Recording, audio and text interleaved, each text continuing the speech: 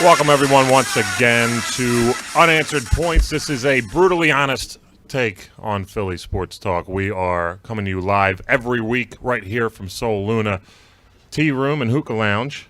Mr. Fresh next to me. Tea Room first, right? It says it outside, so I'm going Tea Room first. Right. You know, I'm an amateur here. I am Wood, a.k.a. Brian, as Doug, a.k.a. Fresh. Holla. You can find us on the Twitter. This is the handles that you like to talk about. The Twitter. I'm like 65 years old. Unanswered PTS on the Twitter. And that's Arthur. Arthur wins one giveaway, thinks he's a shit now. One giveaway, and he's just barking immediately. 12 seconds into the show, just barking at us already. We can switch. You want to switch? Yeah, I'm down. You did well last time. Handles, my friend. Yeah. Unanswered PTS on Twitter. Facebook.com/unanswered PTS as well. How you been? As you busy smoke over that microphone. Absolutely. I am coming off of two. Last week we weren't here. We apologize. I was in Chicago, and that was kind of my bad dropping the ball. Didn't really give you a heads up until a little bit too late. How was Chicago? I didn't even have a chance to ask you yet. Fucking beautiful city. Anyone been to Chicago? Fucking awesome, ain't it? Yeah, it's a cool city. So I had a buddy of mine out there. We went out for a wedding, and just rock and roll. We were only out there for 2 days. I drove with my in-laws and my wife, and it was fucking awesome. The drive was better than the wedding, that was for sure. But all right, so what we're gonna do, we want to catch up on some shit that we haven't talked about since we've been MIA here. First and foremost, which is a record here for Unanswered Points, we're gonna talk. What is it? Basketball. Basketball. We're gonna talk some basketball. Draft lottery happened last week. Sixers got fucking screwed, or no? Absolutely, they got screwed. Why? 1.7% chance. That's why. Well, the Cavs. Yes, that's why they got screwed. Because I want one of the first two picks, not the three. As well, they should have. Absolutely. What's kind of your overall fix? What's your solution? You know, you can't complain without bringing a solution to the table here. The solution to me is that I want Wiggins or Parker. That's the guys I want. No, I'm not talking about for the actual personnel of the team. I mean for the fucked up way they do the draft. Lottery. It's ridiculous. I know you got some vitriol regarding that. I really can't stand it. I understand why they started doing the draft lottery. It creates a crowd. It creates publicity, and they don't want to prevent guys from tanking games and all that type of shit. And I think it's dumb. I think that the worst team deserves the first pick, and that's just the end of it. That's the only way a team is going to get better. So you think NFL style, just flip it? Absolutely. No draft lottery needed? Absolutely. Well, I mean, they tanked enough this year. Even the owners basically admitted it. Okay, you're telling me that the players tanked the games. I'm saying that the fucking the higher-ups said, the front office. Yo, tank. No. Let's play our 6 through 11 on the bench more so than you would in any other circumstance when any kind of playoff. See, the thing about the NBA that sucks is I don't agree with that. Even if you're 8th or 7th seed or 6th seed, you're still pissed off that you're in the playoffs because you got no fucking shot. In the NBA, much more than the NHL, yes. Because with the NBA and the NHL, large apples majority. And oranges there. Yes, but I'm just saying. In the NBA, much more. The difference between the 1st and the 8th seed in the NBA is extraordinarily different than you're going to get in the NHL. Eights can beat 1s. 7s can beat 2s in the NHL. It happens almost every single year. In the NBA, it happens very, very rarely. Better chance of a 15 beating a 2 in the NCAA tournament than a fucking 8 beating a 1 in the NBA. Well, to go back on what you were talking about before, I don't think they're sitting there talking about tank. I do. I don't. I think that they're looking towards the future, knowing that what exactly they're dealing with now, they're not going to win with. Okay? So you got to get as much as you can for the players that you can to start planning for the future. And unfortunately, if that means losing some games at the end of the year and it looks like you're tanking, whatever. Every team's got to go through the lulls before they can have superstars like LeBron or Durant. You're going to have those bad seasons. But there's like 4 superstars in the NBA. Well, yeah, but how do you get them? Oh, well, yeah, do you draft them or you buy them? Well, you're not going to buy them. I highly doubt. Well, they might be unless able you're the to Lakers. Next year. Then you can just throw out whatever you want. And now, the biggest difference with that, like I mentioned, with the NHL and NBA, you're saying you're kind of saying you got to go rebuild in the NBA.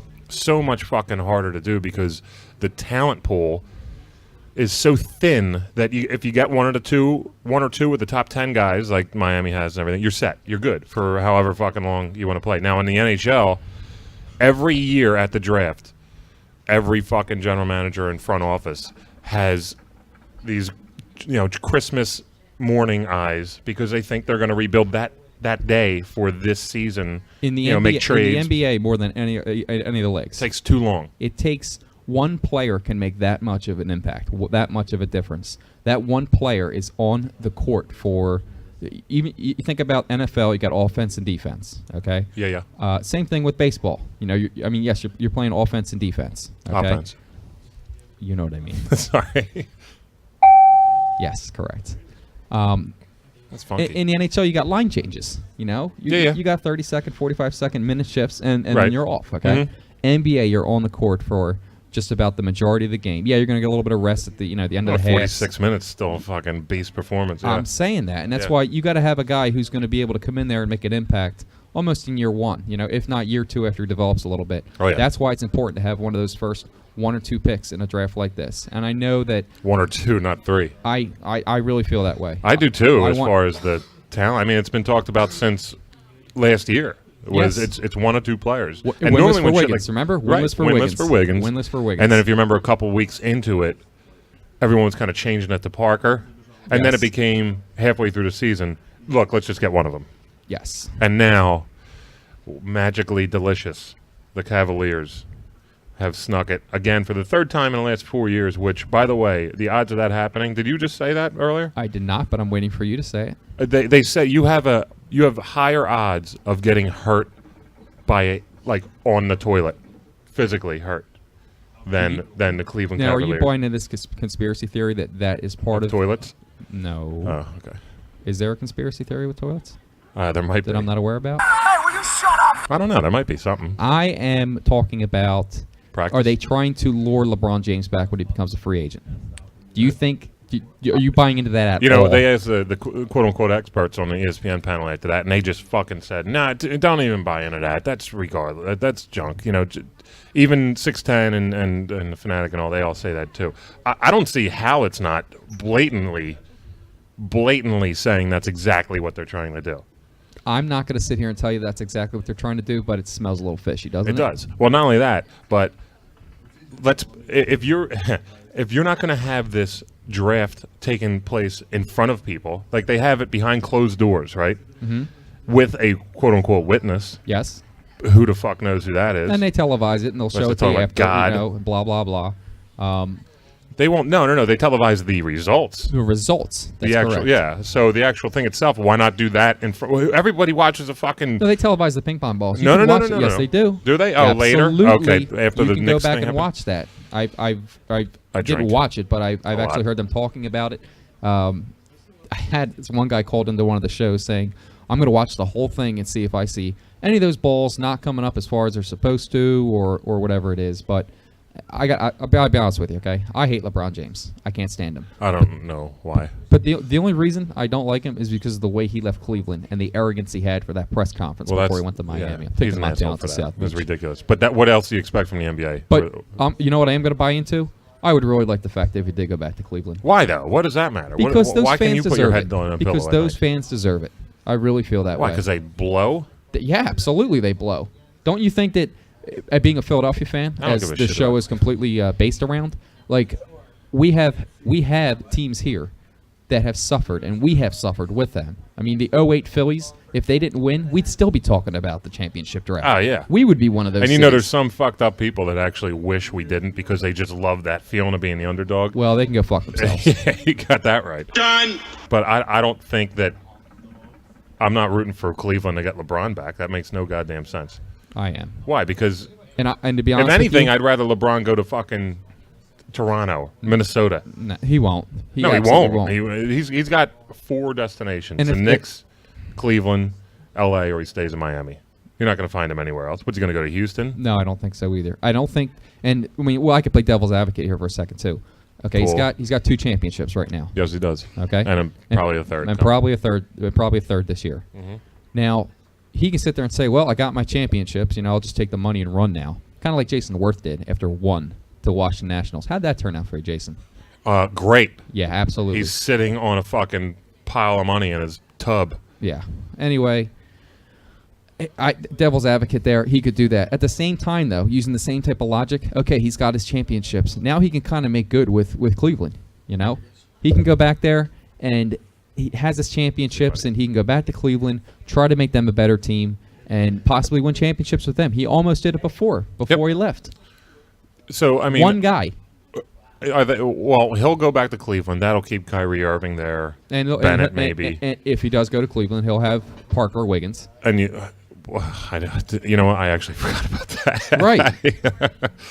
Yeah, I guess. It's a possibility. It's a possibility. If he goes back there, they probably will win one. Now, for him being from there, I don't see why he wouldn't. You know, he childhood dream. He played at home. Yep. But I got news for you. I think a lot of people, would like to play at home later in their career or even to start. But I don't think people really want to play at home their whole career. Like I don't. I would like to get away. I don't know. If I was born and raised in Philly and never really left Philly, I would love to play for. Don't you think Philly. Jamie Moyer would have loved to play here his whole career?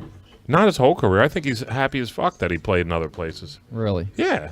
I don't know. I don't buy into that 100%. I think there are some guys who would definitely grow up rooting for a team, and while sometimes they won't come out and actually tell you, I was a diehard this or I was a diehard that, because they're spending 6, 7, 8, 9 years of their playing career in a different city. They would love to. If you were an excellent baseball player, you're telling me that you wouldn't love to play for the Phillies for your whole career, growing up and rooting for them as you were a child? Obviously, I would love to. It'd be awesome to be a professional baseball player. I would like to try. I would, sure. I would love to win a championship in Philly, play a good amount of my career, but I would have loved as a player to play a couple seasons in places like Seattle, Chicago, shit like that. All right. Well, anyway, Sixers can maneuver a little bit here with 3-10. Whether or not they decide to trade. There's talks right now and rumors about Michael Carter Williams, packaging him with something to move up. I was going to say, any kind of trade action here? I would do that in a fucking heartbeat. I'd trade. God, I just feel like you're giving up on the Rookie of the Year. Everybody said the day of the draft lottery that some people had 4 and 10 projected for what they would get. And they were asking, would you trade picks 4 and 10 for 1? And I would say 70 to 80% said big time. And now it's 3 and 10. And 70-80% say not at all. What the fuck does that difference make? That 3 and 4? Matter. What's going to matter? Who they get at 3. Will Parker or Wiggins fall? Well, they're teasing that. Who's got 2 again? Oh, that Orlando, right? Or that Orlando or Cleveland. One of those is going to take Embiid. There's no way. No, it's Milwaukee, by the way. Milwaukee. I'm sorry. They're teasing that Milwaukee needs a big man. They're going to take Embiid. I don't buy that at all. I don't buy it one bit. All right. Fair enough. What don't you fucking understand? Enlighten me. Yeah. What's next? Well, up there on the screen is a Montreal New York Rangers Game 6, 0-0 in the first period.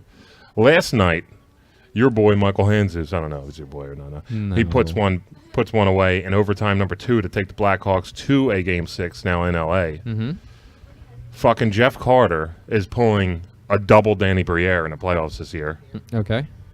How do you feel? Steve Mix, your thoughts? I only want whoever wins the Eastern Conference Finals to win the Cup at this point. I'm completely... let me tell you one thing. If Chicago wins, I'll be okay with that. Yeah, that's what I mean. You would take the Rangers over the Hawks? Rangers, Hawks, fine. Really? Yes, I would. Yes. I would take the Rangers over the Hawks. That is a...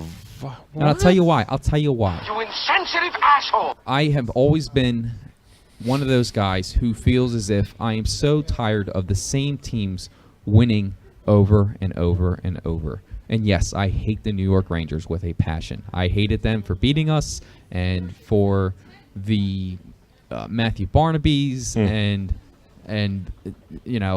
all the goons they had, the Sean Averys and all the bad blood we've had. But I really don't want to see either one of those teams in the Western Conference. You want a New York team to win over a dynasty happening, which... You're putting words in my mouth. No. I didn't say I want the New York Rangers to win the Cup as of this point. I said I want the winner of the Eastern Conference Finals. I'm sticking on Rangers-Hawks because I'm so dumbfounded by your statement regarding those two. You're allowed to be dumbfounded. Doesn't mean you're right. I don't think I'm right very often, to be honest with you. Although To be people might. To be completely honest with you, I would really like the Montreal Canadiens to pull off a nice little miracle here. Come back. Do Win the this Habs or the series Hawks have 3-1. any chance remaining in their series? I mean, right now it's 0-0, so there's no leeway there yet on that game. Well, I don't know who you think, has a better. Who do you think has a better chance of overcoming that 3-2 deficit? Who both have had a 3-1. Hopefully they win so they can knock it to Game 7. Because otherwise tomorrow people are listening to this like it doesn't fucking matter, dude. I think the Habs have a better chance, to tell you the truth. Yeah. I think that New York really relies on their defense right now, just like as you saw in the Flyer series, blocking shots. And if Lundqvist can't stand on his head for those games, which he hasn't been, and if they get a couple soft goals by him, or just them dirty goals, deflection off a pad, off a skate, off another player. I think that rattles him a little bit sometimes. So I think he's cerebral, like in a negative way. Yes, I do. So we'll see, but I would say the Habs have a better chance. Now, what's probably going to happen is it will end up being the Rangers and it will end up being the Kings. Oh my God, dude! But what are you going to do? Oh, you rooting for that? Arthur chiming in again. Arthur's. Why would you root for the Kings to win? Because of Jeff Carter, like Flyers West? Okay. Better than the Blackhawks, better than the Rangers. Meaning talent-wise, just pure? Oh, really? Okay. What about the Habs? Yeah. Thumbs up? Okay. Dude, if it's Kings... Are you Canadian? Are you a Canadian-Russian? Ah. Need to think about that one for a minute. If it's Kings... I can't even... If it's Kings Rangers... I'll fucking kill. It's awful. It made me feel like a piece of shit. That's what I would feel like. Isn't that how it goes with most of the sports? You get down to every year now. Every year. Ever since we won, we finally got a world championship. I think almost every finals of every sport. It's like you don't even want to watch it. Spit and shit. In my face. Yep, that's exactly what it's like. Or it just could be my. Talking about nights. shit. How about them Phillies? Phillies with a walk-off last night. Right now, not looking so good, but. Phillies came back, walk-off. Ryan Howard showed what he used to do, 4 RBIs. I don't know, 10 years ago, 15 years ago? 4 RBIs. Had 5 RBIs the other day. Yeah, well, I mean, everybody's doing dances on the top of their car and thinking that it's fucking turnaround city. This team sucks. Yes. They're not going anywhere. There's no reason to be excited. Sorry, I'm a jitbag pessimist. I apologize, but that's exactly how I feel. What's going to happen? I mean, first of all, 9 errors made us win that game last night. I mean, what else? What else could help us out more than Tulowitzki dropping a fucking, flower pot? Dominic Brown has been invisible this whole year. He's hitting. Last time I checked, he was hitting 209. Everybody's been invisible. So besides Chase, who has been of any worth? No pun intended to that dope down south. But of any positional players, they actually brought up, and this is a great. I want to hear your thoughts. In 3 years, 2 years from now. Let me interject for a second. I do want to say. You gotta do it louder. Interjection. I will interject. Okay. I would like to give a congratulations to Ben Revere. Ah, Christ. Ben Revere hit his first career home run as a Major League Baseball player the other day. Yeah, like 1,200 at bats. I would just like to give him a roaring round of applause for that, if I could, real fast. Ben Revere. Did he jump around like a little girl because he finally got a home run? I actually didn't watch the celebration, but I know that I listened to a interview the day after. They say they were the batting practice. They were kind of giving it to him a little bit. I guarantee there was cake. They lost that game, but that was a small silver lining. No silver lining. It was just. I think it was. I mean, that was a long time It's coming. an individual accomplishment. Jesus. You got Freddie Galvis, who had like 3 home runs in 2 weeks last year, and this kid can't pop one. I just keep thinking about all the pitchers who have hit one. What a total. Oh, yeah. Joey B. Before he has. Joey B. hit one in the fucking World Series. Jeff Juden had a grand slam, for fuck's sake. How many career home runs does Randy Wolf have? I would say, 4 or 5, I would say. Yeah, I think it might be a little higher than that. They used to bring him off the pinch hit. I know. Over people like, who was that little Mohican on like third? Perez, Tomas Perez and stuff. He would still be sitting there. We need you later, just in case it goes to extras. Randy Wolf, get out there. Is that how you pronounce it? So we got the Phillies with the walk-off. Does that give you any kind of hope? It's nice to see. It's my team. I know. I'm talking about the long run here. Oh, I had a point. 2 years from now. Okay. Just, give me 1 through 8, right? which one, if any, who's going to be here in 2 or 3 years from 1 through 8? In 2 years. In 2 years. Give me one player that'll be here, or the most, because I don't think any of them will be. I disagree. Who? Chase will be here. But his contract goes for 2 more years after this. So how about 3 years then? Forget this. Let me ask you a different question. Who will be the last person? I asked you a question. I asked you one simple question, and you couldn't fucking answer me. Who will be the last remaining Philly of this current roster? You mean like the whole... Position? No, positions. Not pitchers. Right now. Right now. The last Philly ever on a team? Yes. I agree. It would probably be Chase. Okay. So him or Dominic Brown. I think Dominic Brown's going to be so bad that as long as Ruben he'll Amaro's... have no value? Yeah, but as long as Ruben Amaro's around, he takes so much pride in what he has quote-unquote built, which is not a word to use for anything Ruben Amaro's done with this organization, but he thinks it is. And Dominic Brown is so shitty and will continue to be that he won't be tradable, but they won't drop him down to the minors. Now, you're talking about on the Major League roster, right? Yes. I could see Don Brown being on the Phillies maybe in 3 years. Maybe. So in 5 years, no Marlon Byrd then is what you're saying. Oh, my God, dude. You know who'll be here? And if we're doing all position players, I guarantee you Papelbon will be here to the end of his fucking contract. No one's thinking that. You don't think they'll buy him out at one point and just say, get the fuck out of here? Dude, if they would have probably already He keeps did putting it. up with this shit. It's only going to get worse. I don't know. That dude's a total He's asshole. admitted not to be not putting 100% out when he doesn't feel the team's doing well. And they don't think they're in a race. His arm hurt and he couldn't fucking pitch. You kidding me? You know? What a dickhead. So I want to know what your thoughts were with the no-hitter that Josh Beckett threw on Sunday. Sunday. Yes. There's been talk going back and forth. Do you root for the no-hitter in the 9th inning, even though it's against your own team at that time? Do you love the purity of baseball? Do you think it's such a rarity and so awesome that you just root for it no matter what? Or you despise it because it's happening to your fucking team, even if it wasn't your team? I mean, what's your levels of no-hitter rootingness? Does that work for you? Okie dokie. Talk. I heard someone make a point on this, and I tended to agree with it when I heard it. And I can't remember who it was. Probably me. No, it was not you. You were in Chicago. Might have been Mr. Cannon. I don't know. So, and I tend to agree with this. If I'm watching on television, and it's my team, I'm absolutely rooting for someone to break that up. With 1 out, with 2 outs in the 9th inning, I don't care. Yep. Get on base. Just get on base. Blooper, a bunt, swinging bunt, infield single. I don't care. Just get there. However,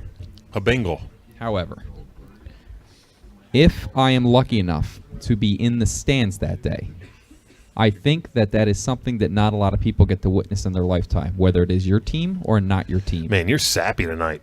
I want Cleveland to get a championship. I want the people who paid to listen. And here's what I'm going to say. Smile. You pay how much for a Phillies ticket? Just in general, probably $30, $35.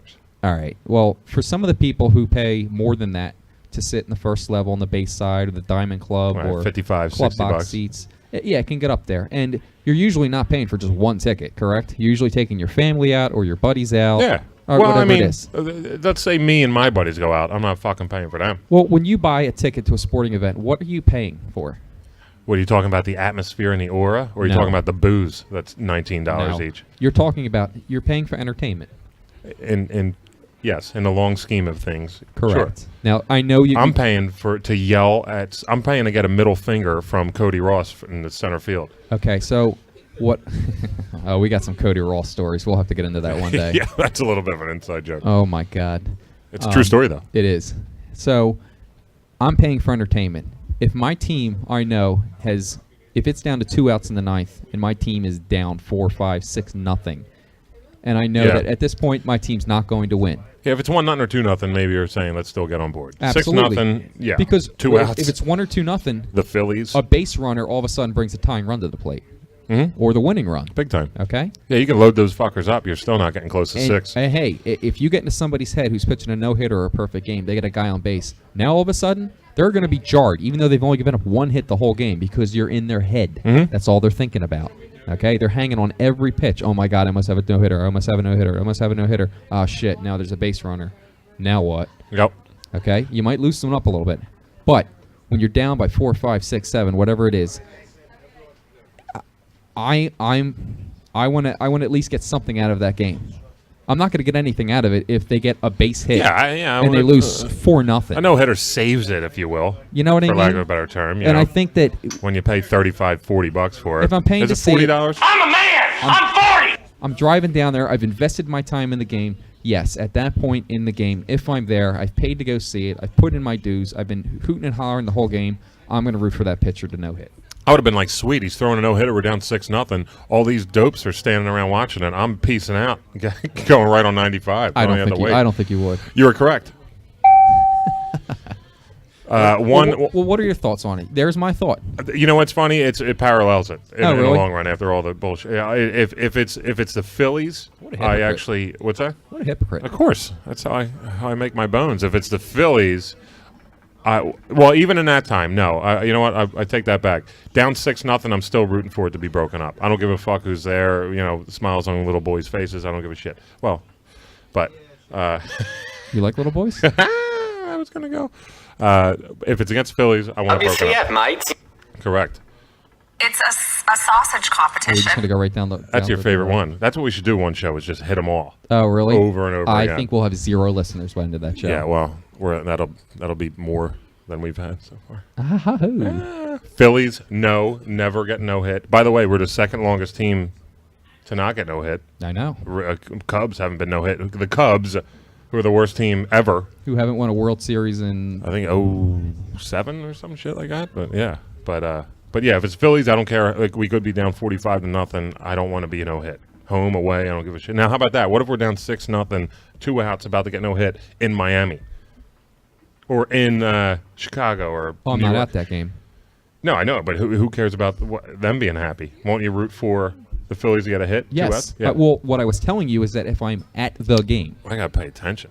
If I'm at the game, if I've paid to be at the game, I want something out of that game. I've paid to go see it. I've paid for the fucking $15, $17 parking that they've jacked up every goddamn year I've been alive. Okay? I've gone down there. So it was like -10 when you first were shot out of the womb? I don't like you. By the way, this just in, our statistician. I was shot out of the womb. I don't know. Our statistician has informed us. Chicago Cubs won in 07 and 08, so 1908 was the last time.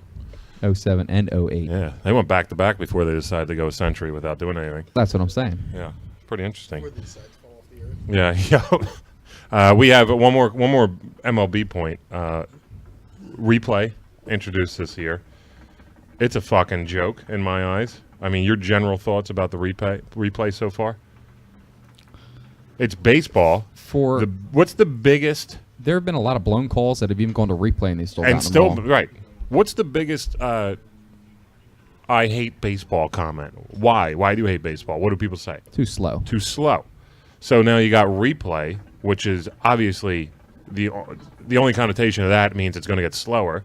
The worst part about instant replay in baseball right now is the fact that you have managers who now need to buy time to see if they should. It's just like football. You look up to your coordinators, you get a phone call, or you look up to them, and you have 45 seconds to make your decision. Now you have managers go, quote-unquote, argue, basically looking at the ump and saying, yeah, I just need to buy 10 Well, it's no seconds. different than a coaching visit to the mound when you're warming somebody up in the bullpen. Yeah, but you can go out. You know how many times they've gone out and faux argued, and Larry Boa goes thumbs down, and then Ryan Sandberg doesn't even finish his sentence talking up. He goes back, sits back, and gets more David sunflower seeds. So that's a waste. He can do that as many times as possible. I don't care if he does that. I don't care if it makes the game longer. If they get the call right. If you have replay and you go to the replay and all them goddamn Blues go there and they watch that goddamn television screen and they still get it wrong because they don't want to be told they were wrong. I feel like they still have that edge to them. Like, no, what I say goes, and that's just the end of it. Which is why they never showed replays in a Major League Baseball stadium. See, I disagree with it. I know that all calls should be. In a perfect world, every sport will be correct in every call that's made. But for me, I'm so used to, and I grew up, and baseball. If you love baseball, you love baseball. There's, unfortunately, there's not that many people that just love baseball anymore. And you grew up in it, and you love the way it was, and they're trying to change it, and it's not good, and it's not going to work.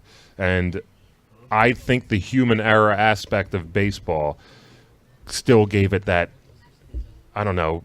It was adoring in a way. They could fuck up, but it worked. It just worked. I mean, why do they still have umps? When are the radar machines going to come out? I mean, they probably will in 10, 20 years. But because sports has to evolve over time. It has to evolve with the times. But that's why that's the great American game, though. Baseball's never evolved. That's why it was. It's not immune to that, though. It's not immune to the change of the times. Look at what the hypodermics in the ass. Look at what basketball used to be. Look at what basketball used to be 30 or 40 years ago. No 3-point line and all that shit. Yeah, it just. I'll tell you what, basketball was better 20 years ago. But that's what I'm saying. Basketball has evolved with the times. You didn't see guys negatively, jamming out and setting people up with alley oops like they do now. That wasn't what basketball was about. Basketball was a shooting game, not about dunking. Well, I mean, now it's about singularity. Yeah, it is a lot about singularity, and that had a lot to do with David Stern, who I think was one of the worst commissioners of any league in history. Does this new dude, this David Silver, or whatever his name is it David? I don't know, but I know it's Silver. Does he? I think it's whatever. Josh, whatever. Does he have any upside or influence on what's going to take place? I don't know. We'll see. I think it's all a bunch of junk. Well, the whole he kind of got dealt a rough hand with the Sterling thing to begin with. I think it actually helped him, made him look like. I mean, because he couldn't ever have treated that badly. He only had one option, and it made him look like awesome. He had to give himself instant credibility to the league and all the fans, and that's what it was. That's what it was worked. about setting a precedent to say, "Hey, you're not going to fuck with me." Right. Uh-oh. Speaking of fucking, do we need to evacuate? Oh no! Wait. I'm sorry. That was the alarm that says it's time, ladies and gentlemen. Every week, I ask one freshness. It's called the optional WNBA talk. It's a little bit of a spiel on WIP's mandatory Eagles talk, which is a joke. So it's optional WNBA talk. Fresh, would you like to talk about the WNBA this week? I would rather stick a needle in my pee hole. Wow, so he would rather it be Friday. We have a segment we call This or That, which is basically a roundabout. Well, I got to get that clip from Black Sheep. How have I not had you keep saying that. It's the like Black third, Sheep song, This or That, just ready for this fucking segment every time? So anyway, Fresh once again, because last week, or 2 weeks ago, but I'm just going to keep last show was so fucking brilliant. He gets to do it again now. I think this one is a little long-winded, correct? Like, we got a lot of answers here, so it's going to be one I might have to think about as we go. No. Oh, cool. I think this is going to be pretty straight up, and you'll have an answer immediately. Now, straight up now, tell me. I think both points you could make an argument for. Okay. But here is what I would like to ask you. Next. Pretend you have a timeline for all of our Philly sports teams. Yeah. Now, you have won the exact same amount of championships over that span, which has not been many. How long is this timeline? The entire history of all the teams. Oh, did you already say that? Okay, gotcha. Okay.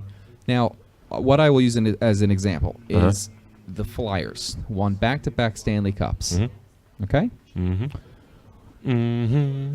Would you rather have this? Mm-hmm. Would you rather have your team win back-to-back championships, proving to the rest of the league and the sports world your era of dominance over that time?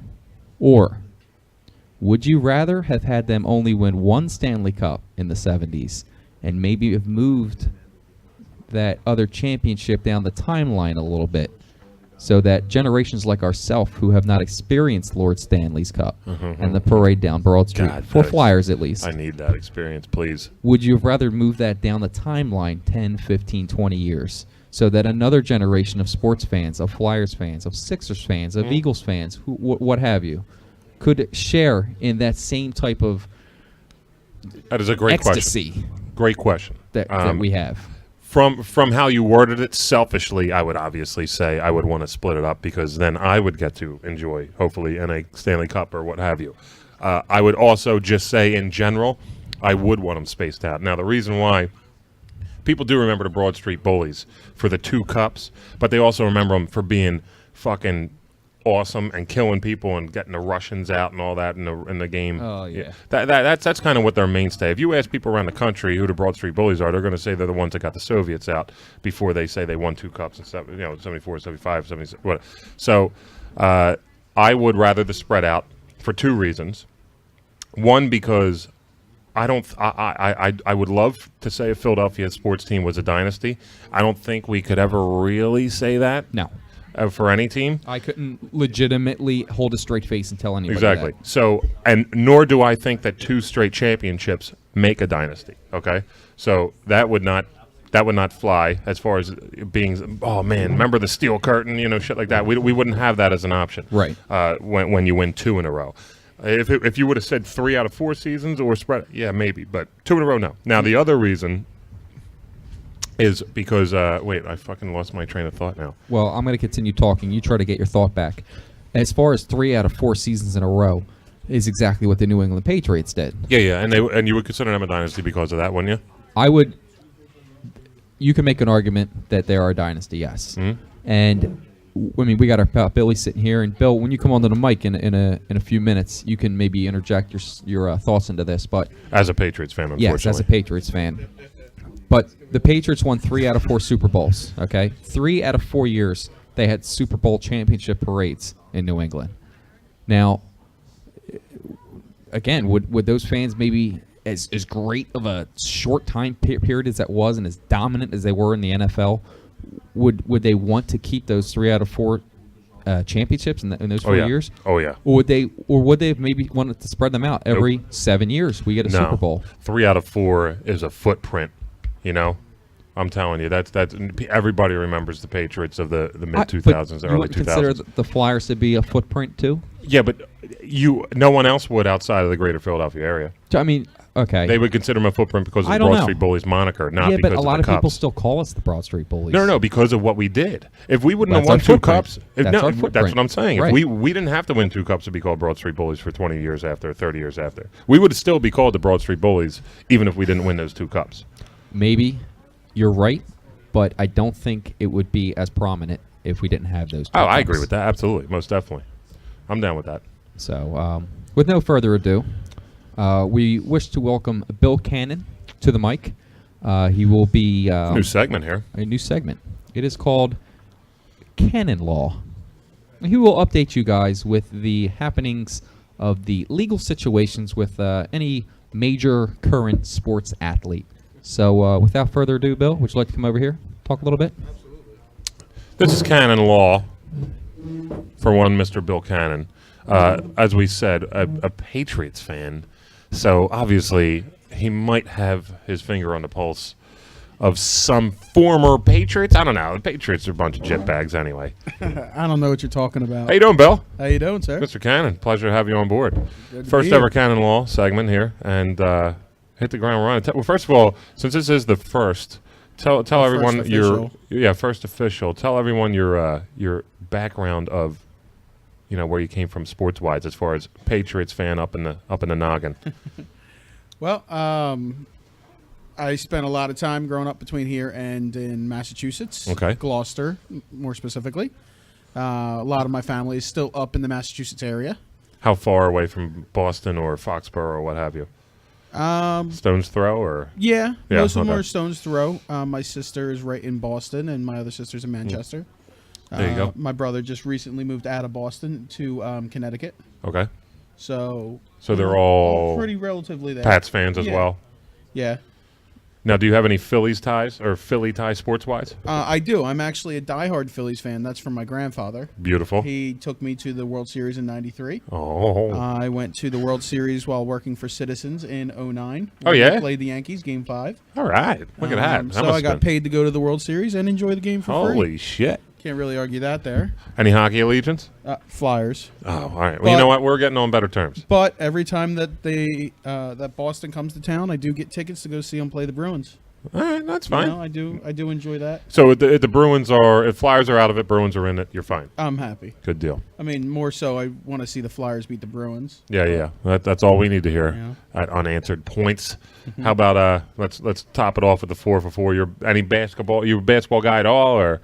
Not really huge on basketball. Yeah, I mean, Yeah. I watch it during the playoffs, but Nope. Final Four. Yo, college basketball, college ball's the shit. Yeah, totally different level. Though, Oh my God! You got people who are playing for contracts. It's a different story than when you already have it. Absolutely. And speaking of contracts, some people have all the money in the world and still don't know how to act like gentlemen. So, canon law, take it away. We have what kind of updates do we have? Well, first I'm going to start off with a few things that have happened recently.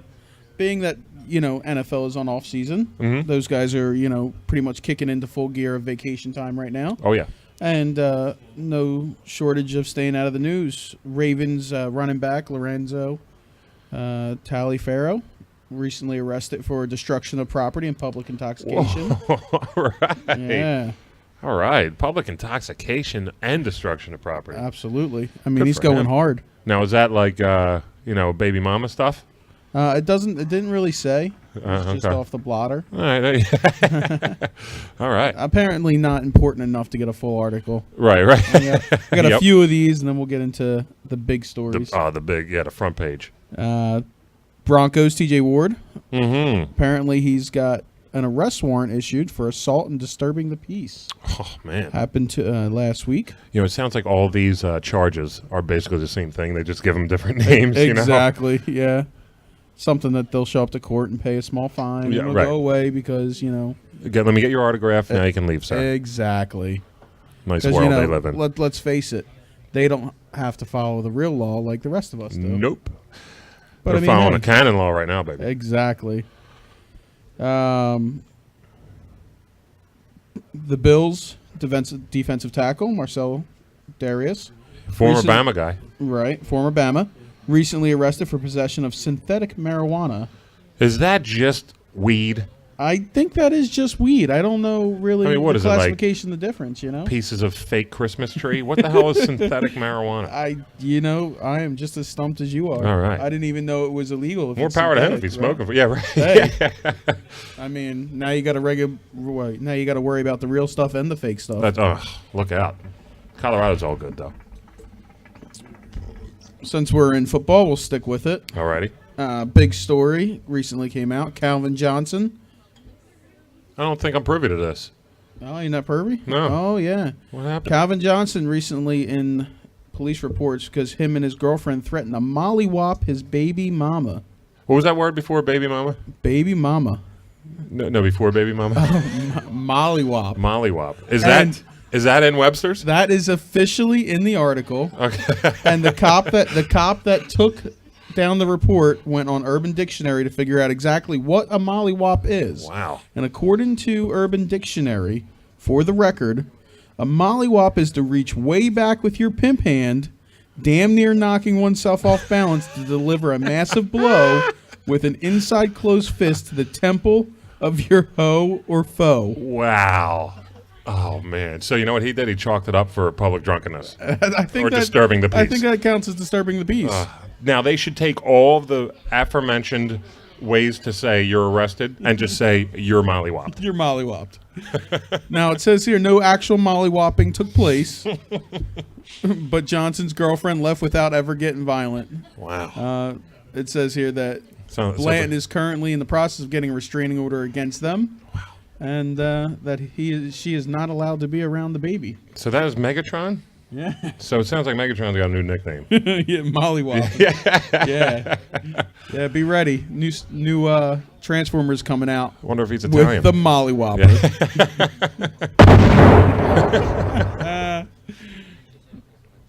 Moving on here with the playoffs in full swing in hockey.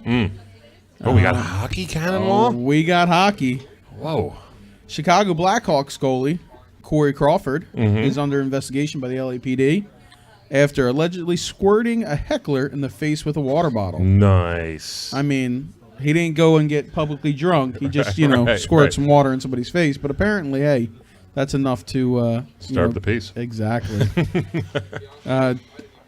27-year-old Kings fan Clark Wong filed a battery report Monday night claiming that he was sprayed by the hockey player at the Staples Center. Wow. That was his exact words? Those are his words. What happened? Why? Well, I mean, did it hurt him? Is he the devil? I'm going to go with say his pride was hurt more than physically. So he's suing He's suing for his pride. His pride. Yeah. Gotcha. And because you know L.A. for you, huh? It's Jesus it's Christ. L.A. and we live in that kind of country where you can sue over anything. God. You know. Well, we got Arthur asking the question regarding sprayed. Sprayed, like that's a good point actually. He was asking if it's like when you're sprayed by stopping on a dime and the whitewash comes up. No, from a goalie you have the water bottle. The water bottles on the back, and he just sprayed the water. Right, now, I guess in a Staples, are they leaving on their bench? And he kind of went upwards. This was after the game. Gotcha. Okay. As they were leaving, he was heckling them as they were exiting after their loss. Bunch of backwash in it, just spraying it in the dude's face. That's awesome. I'm glad that happened to an LA King fan, to be honest with you. Fuck him. And of course, they run right to their guy. You know, hey, on every corner, there's a lawsuit. Oh, absolutely. I mean, they look for anything they can get nowadays. Of course, that's why they're out there. Exactly. Hey, my comedian career fell through, so I'm going to start suing goalies. There you go. And lastly, we'll end with my favorite. Our favorite expatriate player. Might hit home here for you, buddy. Aaron Hernandez. Who's that? I don't know. It's this guy that, killed a couple people and flushed his career down the toilet when he had everything going for him. I don't know. Just some guy. He'll be out in 2 years. Yeah, probably. What did he do now? All right. Well, last time we discussed, he was recently indicted for 2 additional murders that happened in 2012. Oh, yeah.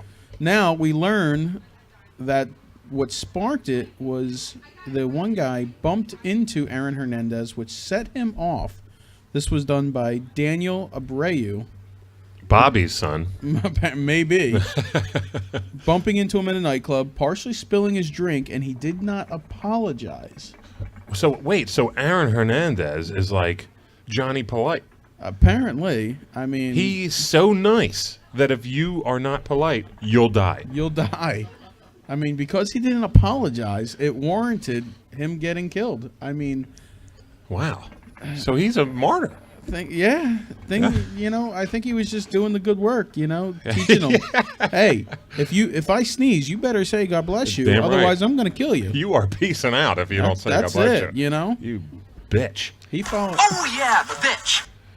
He follows those commandments strictly. So that's your boy. That's a good way to end it. That is our first canon law, Mr. Cannon. Appreciate it. Oh, we got one more? Well, we're finishing up. Finish up story. He has pleaded not guilty to both of these murders. So we will see in the coming weeks where it goes and how the trial follows up. Oh, man. So any idea when this trial starts? I mean, is there any question as to his criminalness? No, not really. I mean... That's what the jury's going to say. Yeah, it's pretty self-explanatory. Let's get him sequestered. They're all going to go, nah, we're good. Let's go. All right, cool. 15 minutes. Yep. So get some Chinese food and let's get him guilty. Exactly, it's going in the record book for the fastest. Prosecution. So that'll be 3 murders under his belt, which means that he's done more. Oh, I'm sure that he has. Give it a few weeks, they'll dig something else. Yeah. All right, Mr. Cannon. Everybody, round of applause for the first ever Cannon Law. Now we move on to another segment we call On the Clock, which is taking over the world. Maybe not, but it's a pretty damn good idea. Yeah. I believe I came up with it. Oh, no, wait, it was Fresh. Hello, welcome back, Fresh. Oh, how you doing, buddy? Hey, I'm all right. How are you? Got a beer now. You got a beer. Well, it's cider, so I don't know. Stella cider. Boom. A.K.A. poop. Is that what you said? That's delicious. It smells like poop. Highly recommended. This is a segment we call On the Clock. What we do is we take, it's basically a pun off of draft day. We take one sport to another or one position to another. We kind of draft one spot to take over another spot. And it leaves open some pretty fun discussion. Absolutely.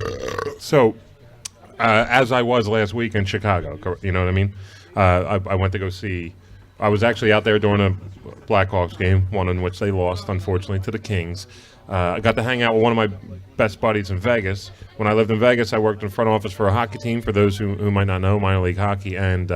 my 2 best buddies out there, one from Chicago, one from Buffalo. And actually, you'll like this. The one from Buffalo now lives and works in Pittsburgh at the University of Pitt, right? Wow, wow, wow, wow. I'm telling you. And I was going to stop by Pittsburgh on the way back. It fell through, but he told me, hey, keep it up. I'm still waiting for my question. Keep going on the podcast. No, he said keep it going. He's listening. Okay. So, well, Aaron, thank you. Thrill Hill, my man, Pots and Pans. I Dude, agree. Pittsburgh Big from shout out. Buffalo. no ties to Philadelphia sports is rocking and rolling every week with us. So I appreciate it, big guy. I appreciate it as well. So I saw my man Jekyll's out there, a Chicago native, and got to catch up with him. So we were talking about Chicago sports, just so I was getting a pulse of their Blackhawks fandom and everything. Now, it got me to think of any, between Philadelphia and Chicago, you have to draft any Chicago athlete currently, any current Chicago athlete, to be on any Philly team, obviously apropos to whatever sport it is. So out of all 4 major college or Chicago sports teams, what one athlete from there would you love to pluck and put on your respective team? Need a little time for that, babe boy? I think I have it, but yeah, we'll come back to it. I'm pretty sure I got it, though. You kidding me? All right, so we're going to come back to that now. Yeah. Mr. Cannon chimed in and said he will take Corey Crawford because spray some of that mouthy backwash right into somebody's eye. That's good in my book as well. Next, we have the 3, which is basically a rough top 3 list that we like to rock and roll with every week. Tell everybody what the 3 is this week. The 3 is this week. Any change you would make in any sport to make that sport better, or something you just want to get rid of in one of these sports, which you think is way past due or is watering down the sport, something that you would change to make it better.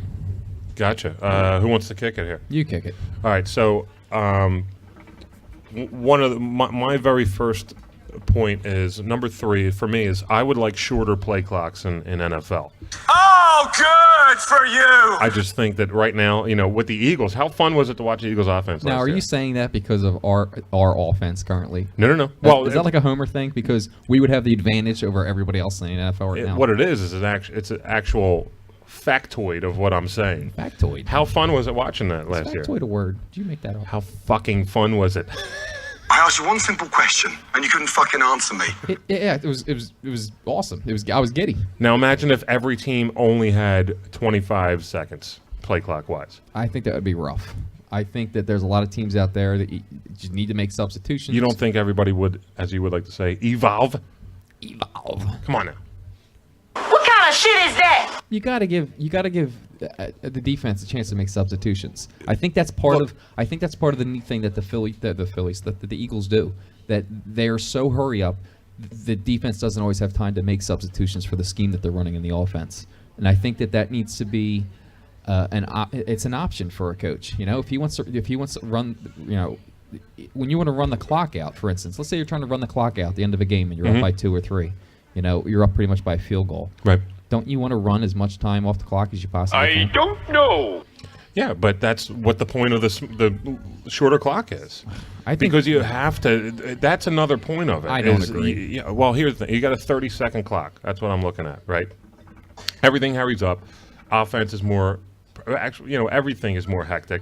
The games are more exciting. Now, do you know how an average football game is like 3.5 hours? Not obviously full lengthwise, but from kickoff to last second, halftime commercials, the whole production, all that shit is like 3.5 hours. Do you know how much actual time is movement and action? 1 hour.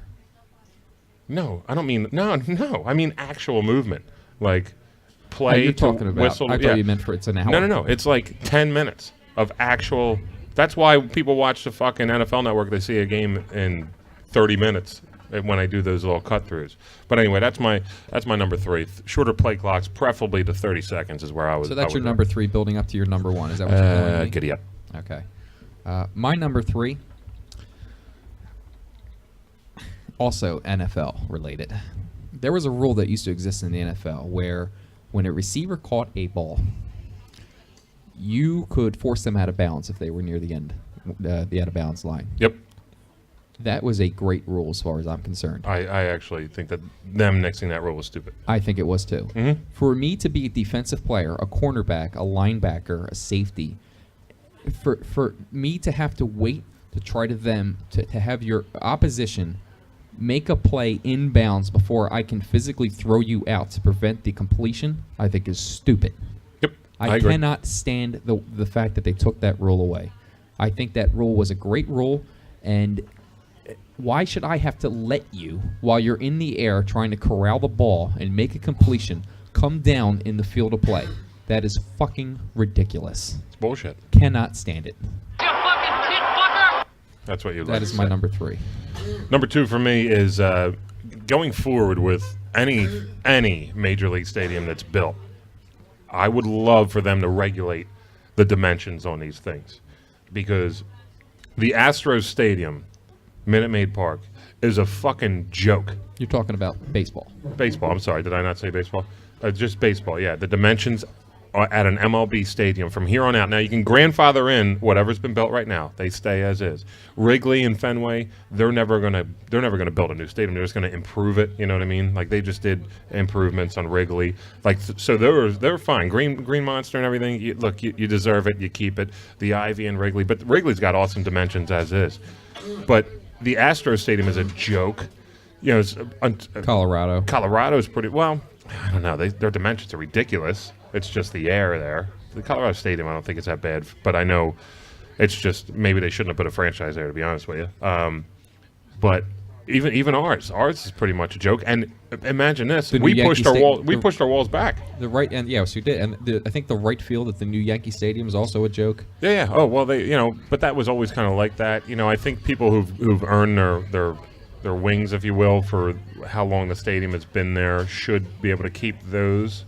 Like Yankee Stadium, but Yankee Stadium went and built a new one. That's what I'm saying. So I would have said new no, Yankee you Stadium. shouldn't. Right, but you shouldn't have been able to do it again. But that's if you put something into motion here. I think from now on, right field can't go past, or right field can't be more inside this. Now wall dimension, fine. You can have a high wall, low wall, the whole nine. But I mean, Astros, you can spit to left field wall, and then you have to basically have the Hulk come at bat and hit a fucking shot to center field to get that out. And then you got a pole on a elevated what the fuck? I don't know. So that's my number 2. All right. Any feedback or? Nah, I Thanks for I coming hear out. you. I hear you. I'm kind of neutral on the thing. I think that not having. I think that not having set dimensions gives every ballpark a little bit of uniqueness. No, I'm not saying set. I'm saying minimum. Oh, minimum. You can go back and but this is the minimum. Okay, I misunderstood you. Yeah, a little minimum. Could be a crackhead. Just to fill in.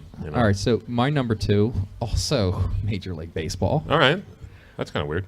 This is going to be. I don't know how you'll take this. Is your number 1 going to be a hockey-related thing? Absolutely. That's so fucking crazy. All right, God. Because mine's not. I really like the idea of a DH.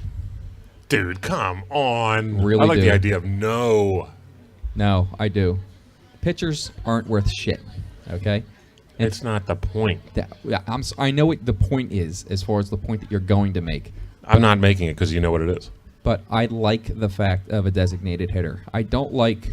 Oh, good for you. I don't like when I'm watching a National League game, seeing the pitcher come up, and you're watching guys pitch around the 7th or the 8th hole hitters because they know that there's going to be the pitcher spot's going to be coming up, and they're only in the 4th inning, and he's obviously still going to be pitching for the next 5th, 6th, 7th, 8th inning. So sometimes they'll load the bases knowing that the pitcher's coming up, or they'll put 2 on knowing because that the it's pitcher's coming up with strategy. 2 outs. I got a hard on for strategy. I love it. That's what it's about. I understand that, but I think that takes away from some of those hitters. That could be the 7th, the 6th, the 7th, the 8th hole hitters sometimes. Do you remember the game where Mitch Williams hit the walk-off single in 1993 at like 4 in the morning? No, I was too young. Okay, but I watched replays, obviously. do you remember games in which some random guy hits a walk-off in the inning 14 or something like that? Of course. That happens in the National League. It doesn't happen that often in the American League because you don't have to use all your players on your bench to compensate for a pitcher being up at a clutch time where you think if they get a hit, we win. If they don't, we're kind of fucked, but we have to take this risk. It's pure. It's 1 through 9. It's what it's all about, you know? Okay. Also, you got assholes like David Ortiz.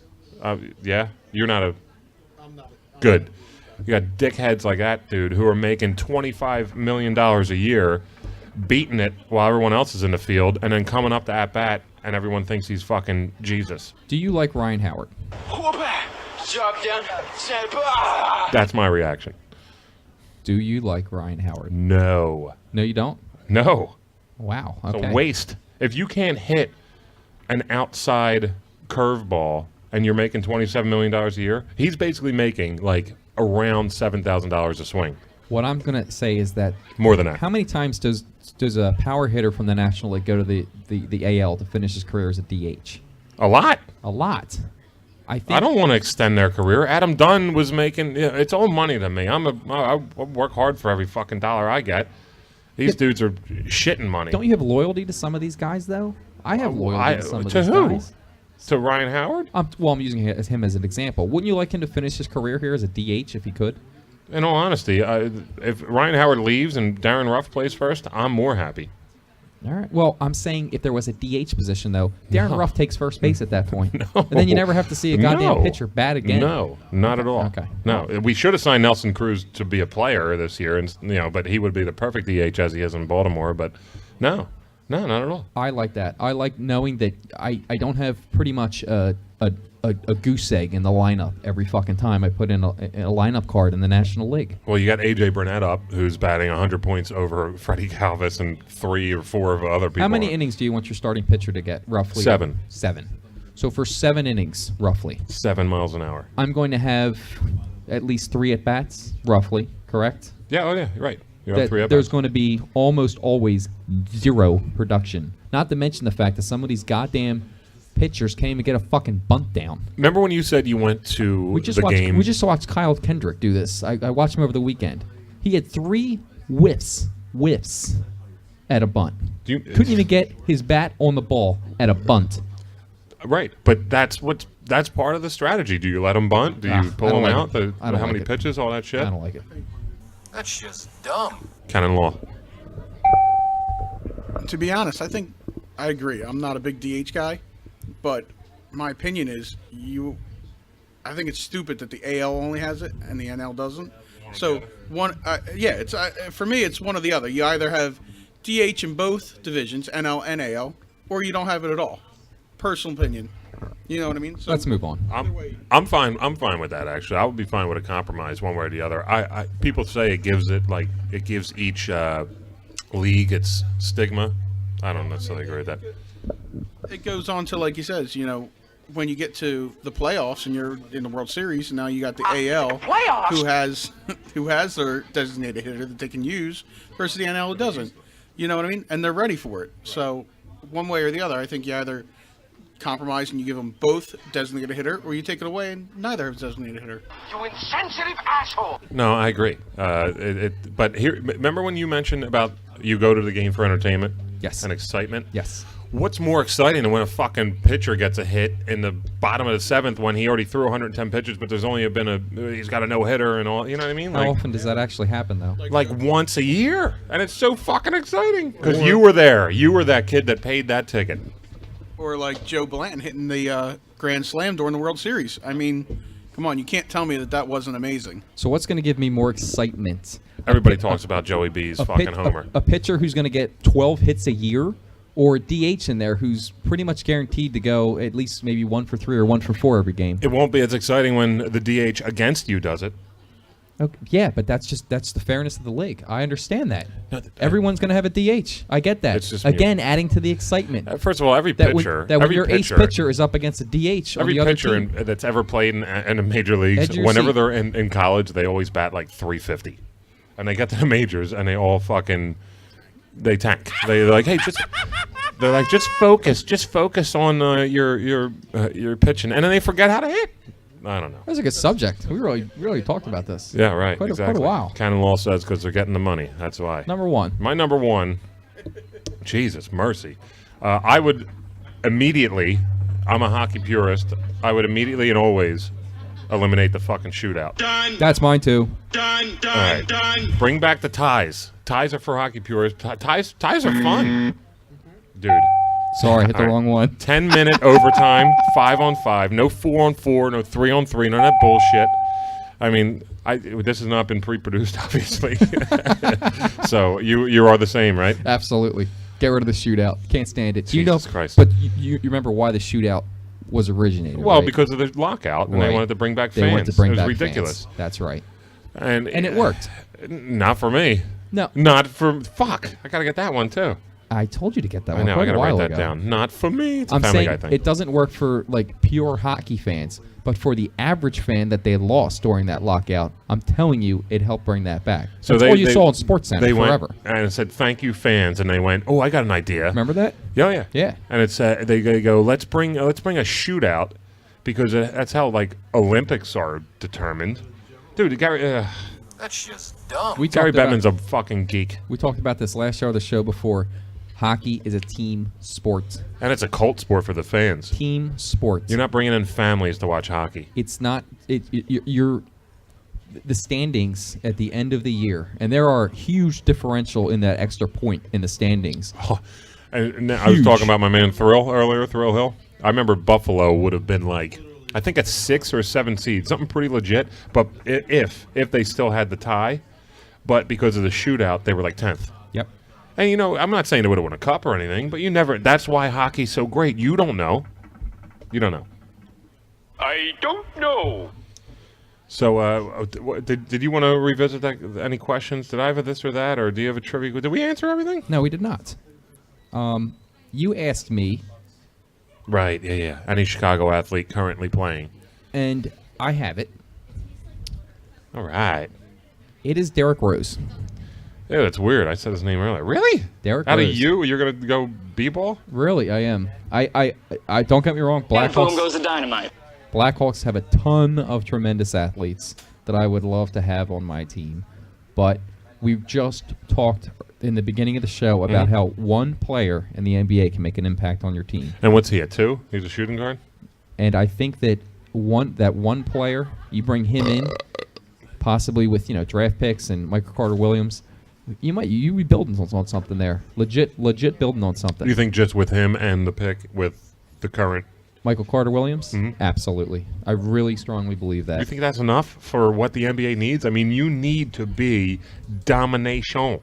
Derrick Rose was dominant, and without now he's a fucking geriatric. I know about the knees. I know about both the injuries and everything. But when he's healthy, and he might never be back to what he was because of these injuries. Right. But I would be willing to take that risk if you're giving me that question. Any Chicago athlete, absolutely. I mean, it's not like he's a bad athlete. He's fucking awesome. Think of all the 4 teams we have right now. I mean, the least interesting team is definitely the Sixers by far. Yeah. Oh, yeah. Okay. I mean, they have the longest way to go of any other team right now before they talk about. What's funny? Championships. They're in a better because there's not that much on a roster. You got 11 guys on a basketball roster. I don't think they have the furthest way to go, as ridiculous as it sounds. Then what? The I Phillies? really think the Phillies are in the doldrums. They don't have a shot over the next. I mean, think about it. Like I said earlier, 1 through 8, and then your bench. I don't think there's going to be one person on this team in 3 years, 2 years even. But that's a whole different. We already hit on that. So. What would you? I believe you had a trivia question for myself and possibly. No, just you. Oh, cool. Maybe canon law though. This is just for you, so I don't want anyone else chiming in here. I want a little help. And we're gonna end the show shortly, but I'm trying to bring the mic out of the thing. I just kind of thought about this the other day, and okay. Wanted to just test your knowledge. Help me out here, Bill. Did you take the mic out of the holder? I did. Okay. He's prepared. I'm prepared. Are you ready? I am. Oh, good for you. Are you gonna do like a Triple H thing? Since Uh-oh. the 2004 Major League Baseball season, It's like 10 years. the Phillies have had 9 pitchers with at least 8 saves in a season. Okay. Name them. Okay. You cannot get one wrong. Okay. So how many pitchers? Listen, wait. My Okay. question to you is how many of them can you get correct before you name one that is not on Okay. the So it's like list? name that tune. I can get that question right, and I would say 5 pitchers before I get one wrong. Okay, I got 7. You said 8. There's 9. There's 9, and you got 7 before you got one wrong. That's correct. Okay. You ready? I'm ready. All right. Papelbon, obviously. Yes. Brad Hold on, Lidge. Hold on. All right, Hold on. So a little. I'm going to mark these off. Toby Borland. No, I'm kidding. You said Papelbon and Lidge. Papelbon and Lidge. Okay. 04. Now I'm trying to think. Pretty sure Billy Wagner. Billy Wagner is correct. Alfonseca. That's correct. He had exactly 8. Yeah, I know what I'm doing here. Exactly 8 in 07. Trying to think who our closer was. Brett Myers. Is correct. You have 5. That's what I said, right? You have 5. Oh, Christ. Now, there are 3. Well, there's 2 on here that you should get because, I mean, I just think they're very obvious. Yeah, when these trivia questions put you in such a weird spot. Well, sometimes. you It's are like, on the spot. Cool. Any help? Anybody? No help. Let's go. I think here. No, you're gonna have to. I mean, this is not good radio. Think after Billy Wagner, before Brett Myers. I know. I'm trying to think about. Think African American. Heathcliff Slocum. No, I'm kidding. See, I was going to say him, but I thought he was vet. Jose Mesa? Incorrect. Okay, see, I told you I get 5. 5 was correct. 5. Yeah. So he, at least Brian knows that. Can you give me knows numbers? What his limit is. Like the actual jersey numbers? Not familiar with the jersey numbers. I'm sorry. Let's go initials real quick. Run them down. Let me see if I can pop them before we get out of here. TW.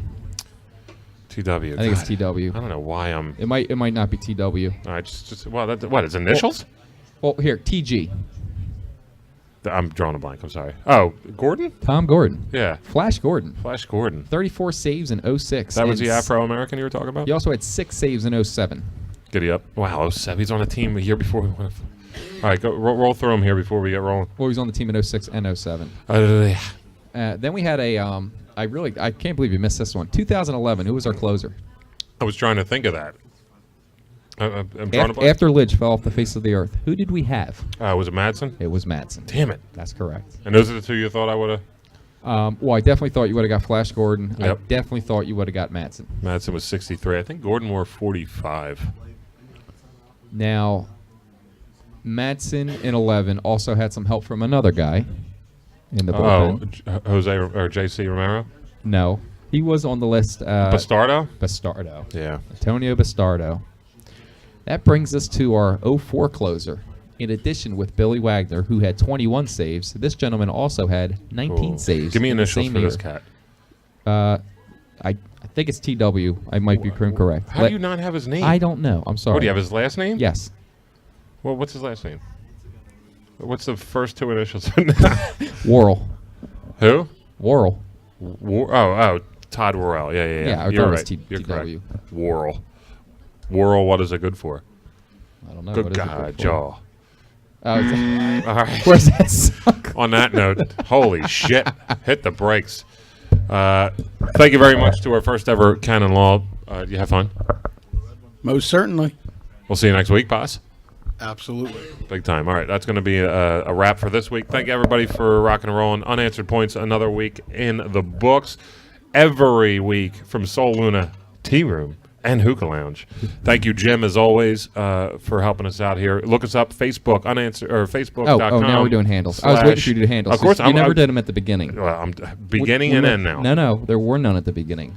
I asked you for handles. You went to it. What, of this show? That's correct. I did it, baby. We'll go back and check that. You'll hear. All right. All right. Unanswered Points at Unanswered PTS. That's how you find us. Facebook.com/Unanswered PTS. That was so long ago, but appreciate everyone rocking and rolling, and we'll catch you next week. Stay sexy. I don't like anything like that.